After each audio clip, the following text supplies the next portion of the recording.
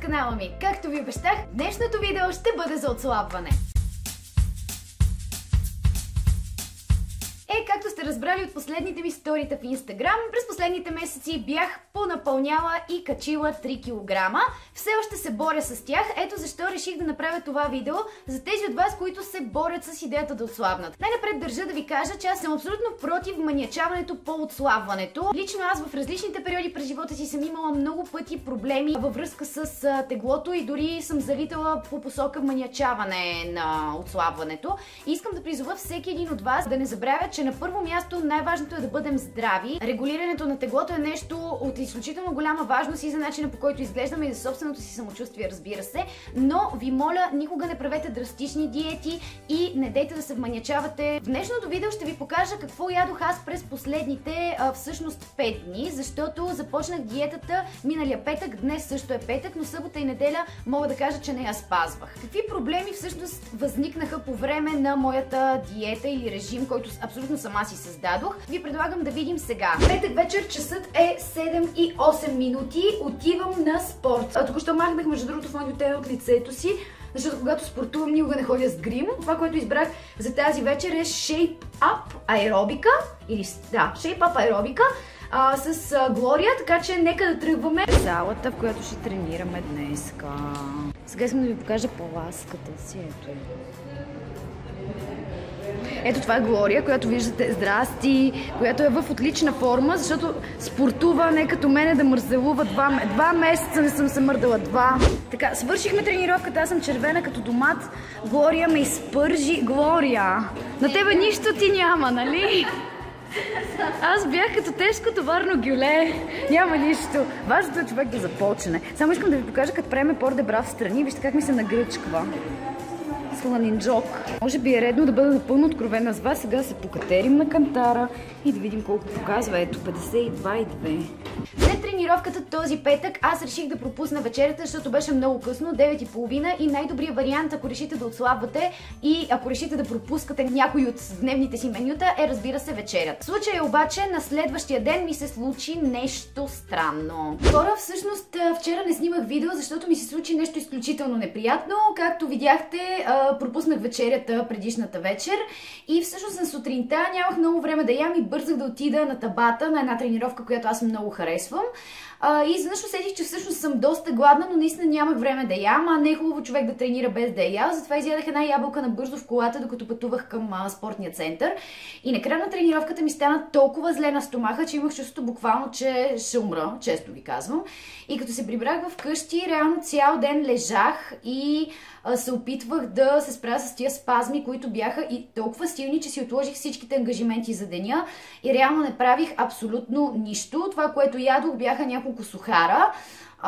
И след това ми стана по-добре, но въпросът е в това, че всъщност стигнах до извода, че явно, понеже моят стомах е доста чувствителен, поради причината, че съм правила хиляди диети през годините и изглежда просто не трябва да ям сутрин ябълка на гладно. Ако и вие имате подобни проблеми с чувствителен стомах, аз лично си реших проблема, като заменям закуската с ябълката, т.е. с банан, защото аз обичам да ям плодове на закуска. Честно да ви кажа, се притесних доста, защото случая с стомаха беше изключително сериозен и болките бяха много силни. Ето защо реших да проуча някакви варианти и всъщност си взех ето тази моринга, която е хранителна добавка. Помага за много неща, редица неща, но едно от тях е подобрява храносмилателната функция и липидния метаболизъм.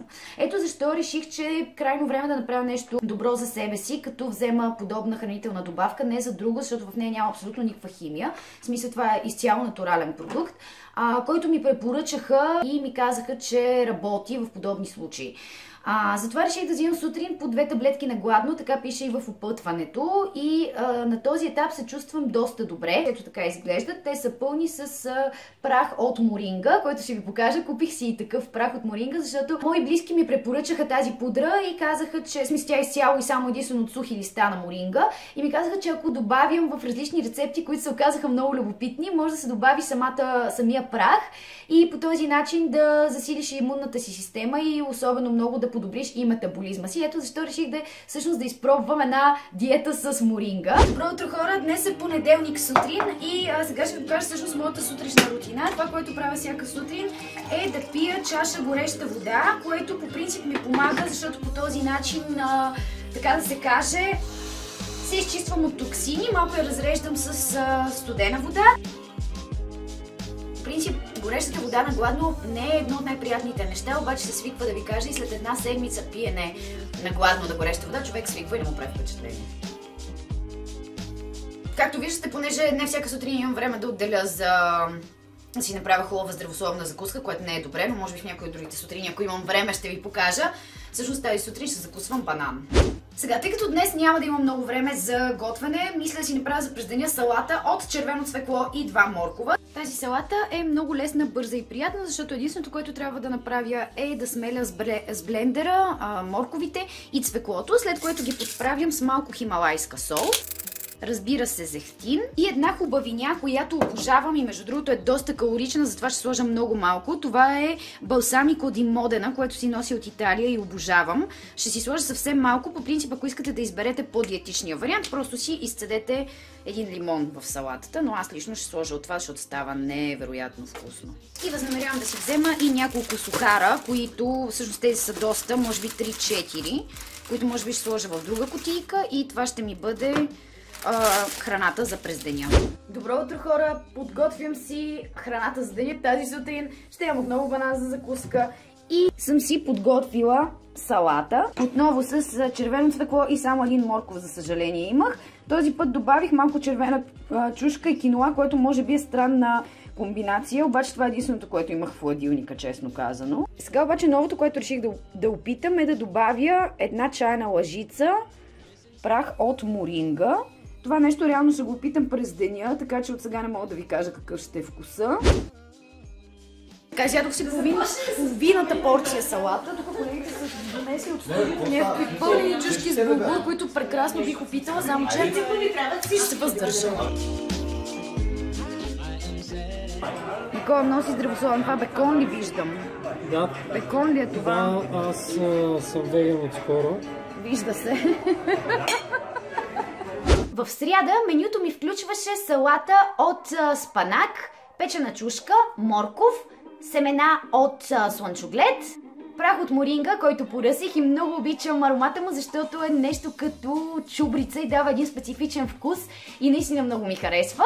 И накрая подправих салатата с малко зехтин и лимон. Тази салата всъщност ядох през деня. Всъщност основното, което правя през тази седмица е, че спрях да ям захар и въглехидрати, но не изцяло. Тоест спрях да ям хляб и тестени изделия, ако ме разбирате. Аз лично имам нужда от въглехидрати, затова реших да си купя сухари и райс кейкс или тези, как се казва, оризови барчета, които ползвам вместо хляб. И трябва да ви кажа, че са ми много вкусни и определено те засищат и ти дават доста енергия. В четвъртък, след като изядох банана си за закуска, реших да си направя гуакамоле с моринга. Ето какво е необходимо за тази разкошна рецепта, която между другото самата рецепта за гуакамолето си е изцяло моя и винаги жена страхотен успех, когато си поканя гости вкъщи, така че предлагам ви да видите рецептата. Какво ни е необходимо за гуакамолето с моринга? Естествено, едно авокадо, една зелена чушка чили, една глава червен лук, една склитка чесън, един лайм, 3 домата, кориандърна зърна, който по-късно ще смелим, черен пипер, сол, зехтин и разбира се моринга на прах. След като съм намачкала авокадото много добре с вилица, към него прибавям ситно нарязаната чушка. Лично аз и отделям семената, защото ако е много люта, рискувате, ако не ги махнете, да стане твърде пикантно гуакамолето, така че лично аз ги махам. След това ситно нарязаната или смачкана склитка чесън, като аз използвах само 1/8 от нея, защото моята склитка беше доста голяма, както видяхте. После добавяме ситно нарязания лук, добавяме домата. Много важно нещо, за да се получи добре гуакамолето, е да сте отделили семките и воднистата част от домата и да сложите само месестата. След това добавям смляният или счукан кориандър, изтискваме малко лайм, Добавяме сол, черен пипер, малко зехтин, като ако искате гуакамолето ви да бъде по-диетично, можете и да не слагате зехтин, тъй като самото авокадо има достатъчно мазнина. И накрая добавям половина лъжичка от любимата си моринга, след което разбъркваме. И вуаля, нашето здравословно гуакамоле е напълно готово. Лично аз си го слагам върху оризово кексче и накрая просто остава да хапнем. Изключително вкусно става, уверявам ви. А освен това е и питателно и нищо повече не ви трябва за обяд. През изминалата седмица всъщност аз спортувах абсолютно всеки ден и може би в това се крие и разковничето на това да отслабнете, ако решите да загубите тегло. Истината е обаче, че на килограми изобщо не съм отслабнала толкова много. Свалила съм, абсолютно честно, ако трябва да ви кажа, свалила съм само 1 килограм и смятам, че това се дължи до голяма степен на това, че мускулите ми възвърнаха силата си и не губя тегло и не губя мускулатура, а по-скоро губя мазнини. 1 килограм за една седмица категорично не е най-добрият резултат, защото смятам, че човек може да отслабне много повече на килограми, ако иска. Аз лично съм го правила много пъти. Въпросът обаче е в това, че аз предвиждам да продължа тази диета и през следващия месец, така че да загубвам по-малко тегло, но да го запазя във времето, защото драстичните диети, знаете, обикновено водят до рязка загуба на теглото, което обаче бързо си възвръщаме след това. Така че, моят съвет към вас е, ако правите диета, мислете го по-скоро като нещо хубаво, което правите за телата си, нещо, което правите за да сте здрави, нещо, което правите за да ви е вкусно и да се чувствате добре и да изпитвате удоволствие от храната, без да се тъпчете. И в крайна сметка, рано или късно, резултатът няма да закъсне, това мога да ви го гарантирам на 100%. Хубавото обаче е, че загубих тегло по посока на това, че вече нямам тази паласка, която ви показах в началото на видеото. Сега след малко ще стана, за да ви покажа. Освен това, голяма част от дрехите ми, които преди ми стягаха, вече не ми стягат толкова, даже дори ми стават идеално, което показва, че че вървя в добра посока. Така, обещах ви да ви покажа в каква форма съм в момента. Не е напълно отлична, но поне когато се прегъна, както казвам по балетно, му порде брав страни, вече не ми се нагръчква чак толкова сладинджока и както казваше мама, ако ти се показва кокала тук, значи всичко е наред. Ами това беше от мен за днес, приятели. Искрено се надявам да съм ви била полезна с това видео и да ви е харесало.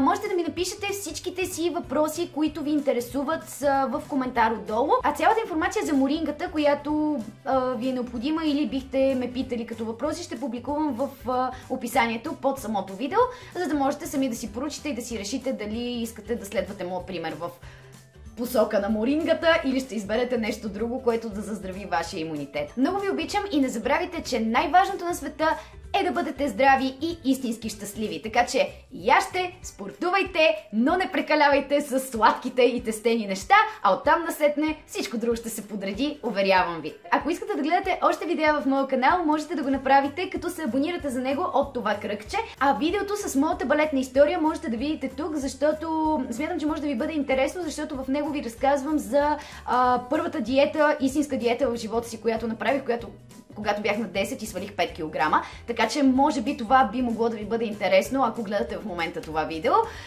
Можете да си го видите от тук. Обичам ви много и ще се видим отново следващата неделя. Прегръщам ви сладури. Чао!